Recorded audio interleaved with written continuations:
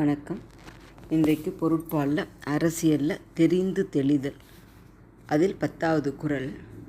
தேரான் தெளிவும் தெளிந்தான்கண் ஐயுறவும் தீரா இடும்பை தரும். தேரான் தெளிவும் தெளிந்தான்கண் ஐயுறவும் தீரா இடும்பை தரும். இந்த குறள் நீங்கள் நிறைய பேர் கேட்டிருக்கலாம். எளிமையான பொருள் என்ன அப்படின்னா, ஆராயாமல் ஒருவனை தேர்ந்தெடுக்க கூடாது, தேர்ந்தெடுத்த பிறகு அவனை ஆராயக்கூடாது. இதுதான் எளிமையான பொருள். ஏன்னா நம்ம இந்த 9 குறள்லையும் பார்த்தோம்னா என்னென்ன விஷயங்களை வச்சு ஒருத்தனை ஆராயணும், எப்படி ஆராயணும் அப்படின்னு அப்படின்னு எல்லாம் பார்த்துருக்கோம். அப்படி பார்த்துட்டு இந்த வினைக்கு இவன் தான் தகுதியானவன் எல்லா வகையிலும் அப்படின்னு முடிவு செய்து அவன்கிட்ட அந்த வினையை கொடுத்துட்டோம்னா, இந்த காரியத்தை நீ செய் அப்படின்னு கொடுத்துட்டோம்னா அப்புறம் அவன் போக்கில் விட்டுறணும். ஏன்னா நம்பி விடணும். அந்த நம்பிக்கையில் நம்ம திரும்ப திரும்ப ஐயுறதில் அப்படின்னா அந்த நம்பிக்கை இல்லாமல் அவன் மேலே சந்தேகப்பட்டு திரும்ப அவனை மேற்பார்வை பார்க்குறது, அவன் இது பண்ணுறது, அது பண்ணக்கூடாது. ஏன் அப்படின்னா, இத்தனை விஷயங்களை ஆராய்ந்து ஒருத்தனை தேர்ந்தெடுத்தோம் அப்படின்னா அவன் ரொம்ப திறமையானவனாகவும் தகுதி உடையவனாகவும் இருப்பான். அவன்கிட்ட நீங்கள் மேலே மேலே இந்த மாதிரி சந்தேகப்பட்டுகிட்டே இருந்தோம் அப்படின்னா அவனுக்கு நம்ம அந்த தலைமை மேலேயோ அந்த நிறுவனத்தின் மேலேயோ இருக்க நம்பிக்கை போயிடும். அந்த நம்பிக்கை போயிடுத்துன்னு வச்சுக்கோங்க, அப்புறம் அவன் அந்த வேலையில் இருக்க அவன் விரும்ப மாட்டான். அது மட்டும் இல்லாமல் அந்த செயலை அவனுக்கு நம்ம என்ன ஒரு தகுதி பார்த்து ஒரு பதவி கொடுத்துருக்கோமோ அந்த பதவிக்குரிய செயல்களை முழு மனதோடு செய்ய மாட்டான். என்னென்னா அவனுக்கு ஒரு சலிப்பு வந்துடும்.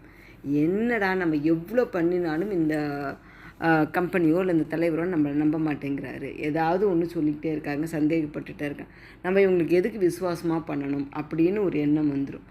அது மட்டும் இல்லாமல் இன்றைக்கி இருக்கிற நிலைமையில் எத்தனையோ மற்ற நிறுவனங்கள் இவனோட தகுதியும் திறமையும் பயன்படுத்திக்க சரியாக இருந்தது அப்படின்னு உடனே இங்கே விட்டுட்டு அங்கே போகிறதுக்கும் அவங்க தயாராக இருப்பாங்க. அப்போது இதுக்கு அந்த விசுவாசம் இருக்காது.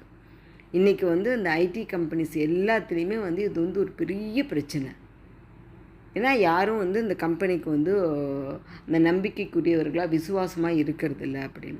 ஆனால் அதற்கு எதிர்மறையாக ஜப்பான் நாட்டில் பார்த்தீங்க அப்படின்னாக்கா, ஒருத்தன் அவனோட ஆயுளில் ஒரு முறை ஒரு கம்பெனியில் வேலைக்குன்னு சேர்ந்துட்டான் அப்படின்னாக்கா அந்த சாகிற வரைக்கும் அந்த கம்பெனிக்கு உண்மை உள்ளவனாக இருப்பான். அந்த நிறுவனமும் அவனை அப்படி நடத்தும்.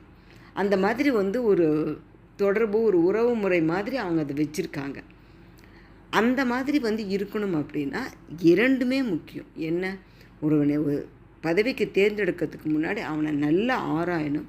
ஆராய்ந்து அந்த பதவியை அவன்கிட்ட கொடுத்துட்டோம்னா அந்த செயலில் தேவையில்லாமல் நம்ம மூக்க நுழைக்கக்கூடாதுன்னு சொல்லுவாங்களே, வி ஷுட் நாட் இன்டர்ஃபியர். அதுதான் இதில் பரிமேலழகர் உரை எழுதும்போது அதை தான் சுட்டி காட்டி எழுதுகிறார். என்ன, ஒரு வினையை ஒருத்தன்ட்ட கொடுத்துட்டா அவன் அதை ஒழுங்காக செய்து கொண்டு இருக்கும் பொழுது தேவையில்லாமல் எல்லாம் நல்லா ஒழுங்காக போயிட்டுருக்கும்போது தேவையில்லாமல் அவனை சந்தேகப்படுறது அப்படின்றது ரொம்ப தப்பு.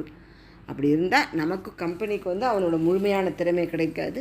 இன்னொன்று, பகைவர்கள்கிட்ட போகிறதுக்கு நமக்கு போட்டி கம்பெனிக்கிட்ட போகிறதுக்கான சந்தர்ப்பம் அதிகம் அப்படின்னு சொல்கிறார். சரிங்களா? அதனால் ஆராயாமல் ஒருத்தனை எடுக்கவும் கூடாது, ஒருத்தனை எடுத்த பிறகு ஆராயவும் கூடாது அப்படின்ற நேர்மறையாகவும் எதிர்மறையாகவும் 2 வகையிலையும் சொல்லி இந்த அதிகாரத்தை முடிக்கிறாரு. நாளைக்கு இதனுடைய தொகுப்புரை பார்க்கலாம். நன்றி, வணக்கம்.